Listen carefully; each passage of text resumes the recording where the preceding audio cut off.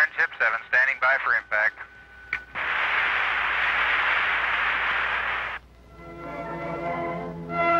John Glenn had kept, as Columbus and Magellan, Sir Francis Drake and the Wright brothers kept before him, a rendezvous in time and history and the forward march of man. After 4 hours and 56 minutes in space, John Glenn and Friendship 7 returned to Earth.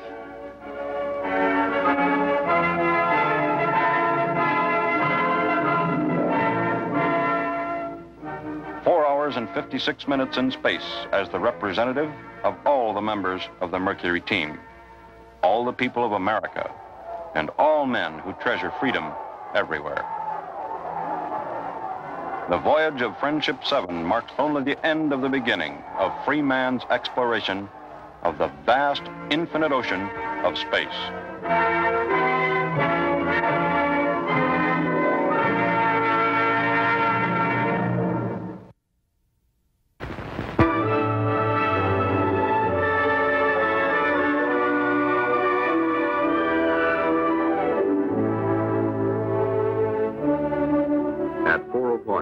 On June 3rd, 2 men arose in Florida. They began preparing for their day's work, as they had since June a year ago. Jim McDivitt, command pilot of Gemini 4. Ed White, pilot in the right seat. For the next few hours, they would systematically progress toward launch. The steps were now a normal routine. They had done them again and again. They had practiced flying Gemini 4 in a simulator. They had practiced emergency aborts. They had their temperature and blood pressure taken. One day in St. Louis, as part of the 1,001 things the crew did, McDivitt disassembled the locking mechanism of the spacecraft hatch. Later today, that would become important. But it was now June 3rd. A year had ended for these men. A year devoted to a single goal, flying a 4-day mission in Gemini 4.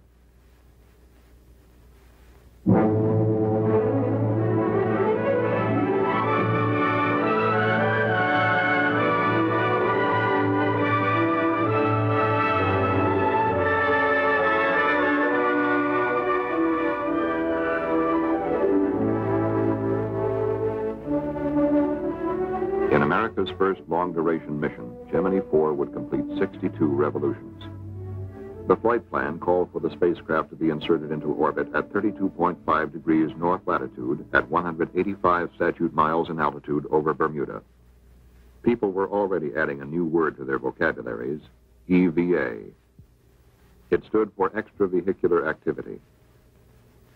Some were uncertain whether you said EVA or EVA, but regardless of the pronunciation, it would become an abbreviation of our time. The flight plan called for EVA to begin on the second orbit. Somewhere over Hawaii, the pilot was to open the hatch of a depressurized cabin and stand up. Over the west coast of the United States, he would leave the spacecraft and expose himself to space. For 12 minutes, he would perform maneuvers over the United States. He would return to Gemini 4 and continue the mission as the spacecraft neared the night side of the Earth over the Atlantic. This was the flight plan.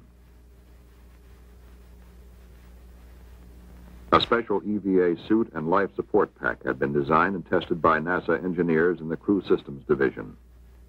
The EVA helmet has 3 visors.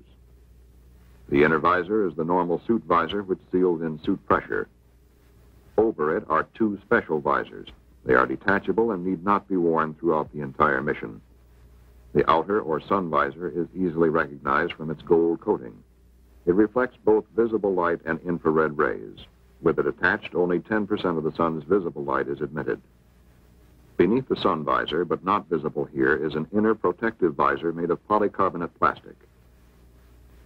The Gemini suit has layers of aluminized mylar, nylon, and felt. In combination, they protect the astronaut against temperature and space particles. Special overgloves are worn to guard against extremes of space temperature if the astronaut should grasp the spacecraft during EVA. As the astronaut leaves Gemini, he is attached by a supporting umbilical line, 25 feet long. The umbilical is actually one assembly consisting of 3 elements: a nylon tension line, electrical wiring, and an umbilical line. The nylon line or tether is shorter than the umbilical line. It takes all loads exerted during EVA and can withstand 1,000 pounds of pull. The electrical wiring enables the astronaut to maintain direct communication with his command pilot. It also records biomedical readings for ground surgeons. The umbilical line furnishes oxygen to the suit from the spacecraft's primary oxygen system. The life support pack mounted on the parachute harness contains an emergency oxygen bottle. If the umbilical line should fail, the astronaut would have enough oxygen to support him for at least 9 minutes, more than enough time for him to return to the spacecraft safely in an emergency. The pilot also carries a small maneuvering unit during EVA, the so-called space gun. Designed by NASA engineers of the Flight Crew Support Division, the gun provides a limited amount of thrust from compressed oxygen for basic maneuvering experiments. Gemini 4 is counting down on the launch pad. As the count goes into its final 2 hours, the crew arrives at pad 19. There have been no holds. The weather is good. The astronauts enter the elevator and ride it to the Erector Flight Room, which surrounds Gemini 4. The crew enters the spacecraft. The hatches are sealed. 7:32 Eastern Standard Time.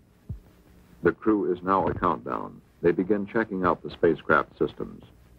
It is T-minus 100 minutes. The launch vehicle and spacecraft continue the clean count, interrupted only by a balky erector which didn't want to lower properly. That cost us some time, but presented no serious problem. At T-minus 30 minutes, the pad was cleared. Now there is just a spacecraft, launch vehicle, and 2 men on top of it. All systems are good at this time. The launch control at the Cape.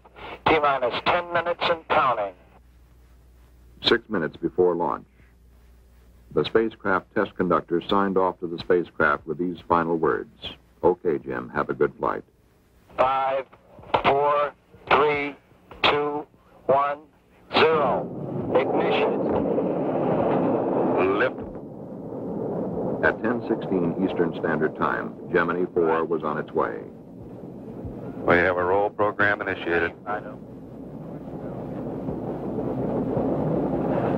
Flight to launch have started. And in sync. Right. Roll program completed. McDivitt report. And the pitch program has been initiated. Right. Mark 50 seconds and we're go. Guidance reports a go. The flight trajectory looks very, very close to right on the nominal value. Looks good. Flight data pretty noisy, but we're okay. Flight Fido, good on Mach 3, a little high. And Jim McDivitt reports Gemini 4 is go for staging, which will occur in a very few seconds. Just go. We have staging, and it's been confirmed here on the ground. Thrust looks good. Gemini 4 entered orbit with an insertion velocity of 25,745 feet per second, within 11 feet per second of planned velocity. The apogee of the first orbit was 177.6 statute miles. The perigee, 100.8 statute miles. Command pilot McDivitt started to work at once, attempting to fly an airplane formation with the second stage of the launch vehicle. The full resources of NASA in Houston were on hand to support Gemini 4. From a new 3-storied building, flight controllers at the Manned Spacecraft Center assumed direct control of the mission for the first time in the space program. The mission director now checked the status of a possible rendezvous. Ask him about his track with the launch vehicle. Roger. I haven't decided this time. It's directly below me, about 4 or 5 feet. I'm going to thrust down. Roger. Everything seemed favorable at that time. But as the first orbit progressed, the second stage of the launch vehicle drew away. Roger, pilot. We still have the booster. We're out quite a ways from it now. It's taken a little more fuel than we had anticipated. To really make a major effort to close this last thing or to save the fuel? The answer was almost immediate from the mission director. You might tell him, as far as we're concerned, we want to save the fuel. We're concerned about the lifetime more than we are matching that booster. Okay. And that was it. Okay. The second stage of the launch vehicle went on to become simply Space Object 1391,